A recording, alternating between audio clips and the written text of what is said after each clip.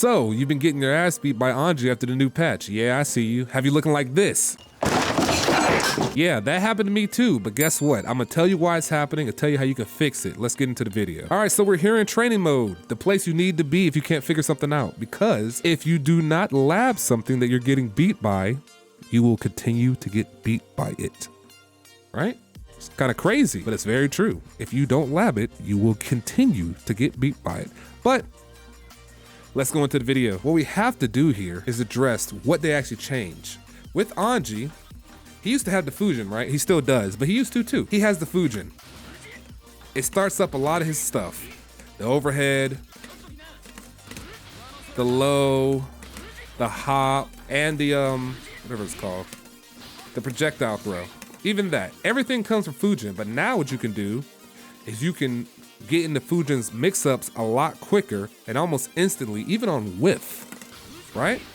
Didn't even throw out the original fujin. That's fast, right? He's already in there. Grab just scooped you. You know about that one. Everybody knows about that one. That one sucks. But you shouldn't have to worry about that because I'm gonna tell you an easy way to practice it and how to recognize what's going on before he does it. Give you a little bit of future sight. Give you a little bit of anticipation based on animations. It's gonna take a little bit of practice. I'm not gonna say it's completely easy, but it's something you can do. We're gonna go over the first two big ones that he's gonna do more than anything else, at least to me. You might have seen him do this, right? It looked like he was going for a fujin, so you blocked low and got smacked on the head with the overhead. That's because it was the fast fujin into the overhead. Now, I'm gonna show you the difference between this one and the fast fujin into Nagiha.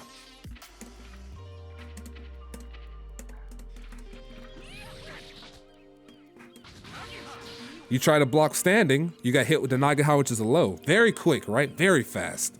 I'm blocking. Got me anyways. What I did to practice the look between these two, as you can see, I'm gonna do one with Anji as a dummy. What you can see is that one is a lot slower than the other. Tell me if you recognize which one's slower, right? That's one. That's the other. Let's do it again to make sure you notice that. I'm gonna switch it up now. That's one of them, and that's the other. Obviously, the overhead is a lot slower than the Nagiha, right? So, if that's the thought process, if I know that the overhead's a lot slower than the Nagiha, I should probably just block low until I get enough visual information to tell me I need to do something different. Because if you're by default not challenging, you're respecting the Anji because you know he has a lot of mix-ups and a lot of options to get in there.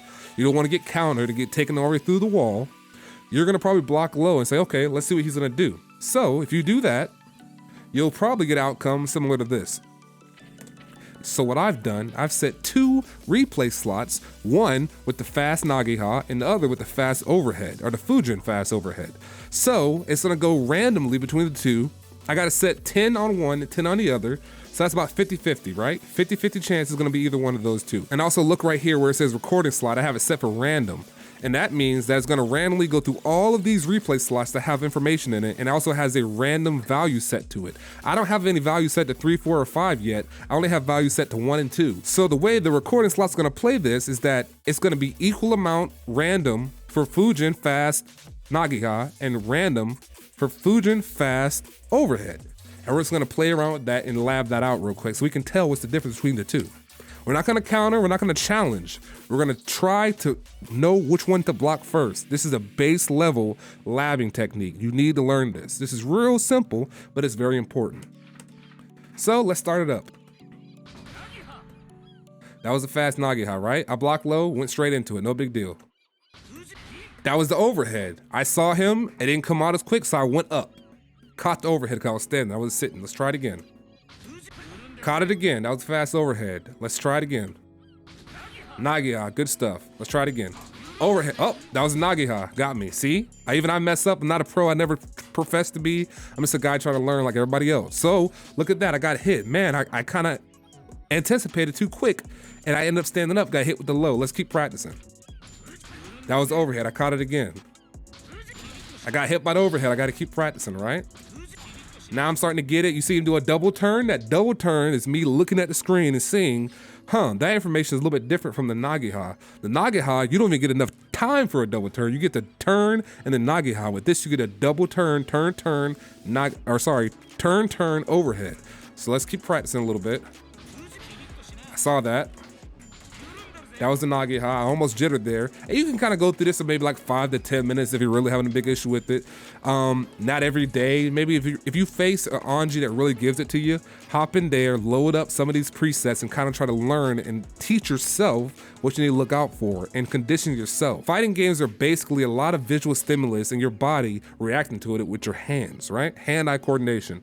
So if you train your eyes and your mind and your hands that when they see a certain thing, they need to do something in response to that, you're training that muscle, you're training that response.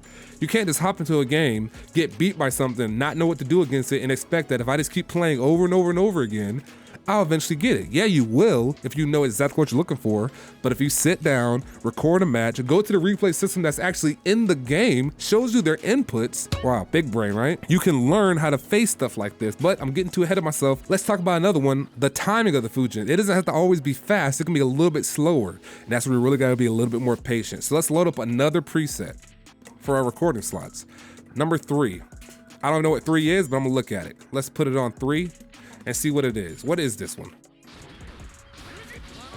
All right, so that is 6H into fujin into Nagiha, right? A little bit longer. When you're in the corner with ANJI, you feel like you're waiting forever to do something and you get impatient and then you try to open up yourself and he cracks you open and takes you out, right? You can't do that with him. You gotta be patient, you gotta train, know what you're going against. ANJI is gonna be an issue from now on out, if he wasn't already an issue, but now he's in the game and he's gonna be something you have to prepare yourself for. Don't just go into this game thinking, oh, I can just face him like before, because he's gonna mix you up. You're gonna be looking pretty stupid. But let's see what we got here, okay. All right, I blocked all low, I'm clean off that. Let's do another one. I think number 4 is the overhead added as well. Let's see about that.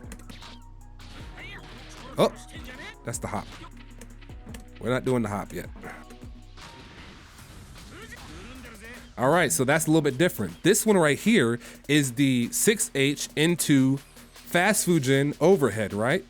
So, like I said, I'm already gonna be blocking low off rip. Now, there is an option that ANJI could do, which is just regular neutral H, which is the overhead as well. I'll show it to you real quick. You can block low for that, but what I think you should do is, well, like I said before, any of the overhead moves, as a rule of thumb for Guilty Gear Strive, is that they're a lot slower than their low counterparts, right? They're not as fast, they're very slow, and it gives you time to read them. So if you know he's probably gonna do overhead, you can kind of see it, pay attention to that. If you're not good at reading that, train him up, make your ANJI do this move over and over again in different scenarios and practice blocking to them. Set a random slot for one to do, so you can have one do 5H or one do close slash, right? So when you're in the corner, you can kind of test yourself against this and see what he's gonna do. But we're here for fujin. I'm gonna do another video on this training, but this kind of applies to that as well. We're here for fujin, so let's set him for that again. I deleted it on accident. Let's set it for 6H fast fujin overhead. There it is right there. Super quick. I'm not the cleanest at it, but I try to get it kind of close to reality as possible. So we'll reset and look how it looks when you're trying to actually block it. It's quick. It's a clincher. You might jump up a little bit. It's a clincher. ANJI, facing him in the corner, like I said before, it's a lot of time that he could do to you and really mix you up, but you gotta take advantage of that and use what you know from your training to apply it to your actual games. Here he goes again. See? Got that off. You see the rotation, you see the animations on it, you know it's not as fast, and if you block low, as a good rule of thumb against him in the corner, you already know that most of the stuff he's gonna do is gonna land low, or at least land in the regular standing position. He only has a few overhead options here, which is only overhead option after fujin is the overhead fujin mix-up. All you have to do there is stand up as quickly as you can, but just pay attention, practice it. It's not gonna come overnight, you have to really practice it if you're rusty at it. Got that there. Then you can punish them, do what you gotta do. So, now that I show you the few different ones, I'm gonna go through the one that gives me the most trouble. This one is very different. Let's see. This one right here gives me a lot of trouble. I got it saved in slot number 4, right? That's the hop. It's very fast, right? You kind of don't know what to do. You sit there, you think he's gonna go for it, you sit there and block low, oh, and he scoops you up, and you look stupid. What can you do there? Is there anything you can do there, right? You just sit there and take it? No, there's always an option. Let's lab it out. Can we mash out? Let's try it. I missed my mash, not quite. You can kick him out if you see him go for the hop, but that takes a good read is what that takes. You might not get that. If you see his feet go off the ground, you might better go for that. Maybe not though, it's very quick. What I think is the better option is that on the hop, you just go for a grab. And you can put him in a corner, just like that. Grab him, scoop him up. That's the best way to get around that. I think. You can jump, but I don't know if you want to do that. You can. It's a good option to have. You can even do jump 2H as an axle. You can do a lot there. But I think better to get him where you want to be as far as position, you just scoop him up like he was trying to scoop you. Even if you get a block, that's still pretty good, right? You're backing him off, you can do something off that. Respond back like that. Even if you get it not quite fast enough, you still can work on it. Something to practice. I'm not perfect at this, but I know this has to be worked on to be even kind of proficient at it. Scoop them up just like that, right? Now here's the last thing I want to show you.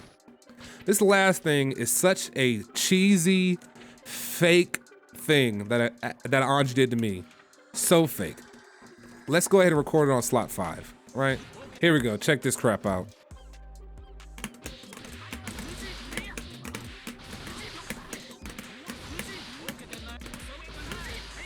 He did that to me all the way across the map. And I was so pissed off about it. I didn't know what to do, it was too quick. I tried to mash out. This is what I was doing, watch this. This is what I was trying to do to get out of this, with like an idiot. Here it comes. Trying to mash S, nothing. Trying to mash K, nothing. Couldn't do nothing. I could just had to take it, right? But there's options, right? What we can do to get out of that. You can block, obviously. But let's say we actually get hit by it. Let's say we're already getting hit by it. You can jump and jump H. You can do that. That's not a bad option. But like we already know about that hop, you can scoop him out of that and grab him.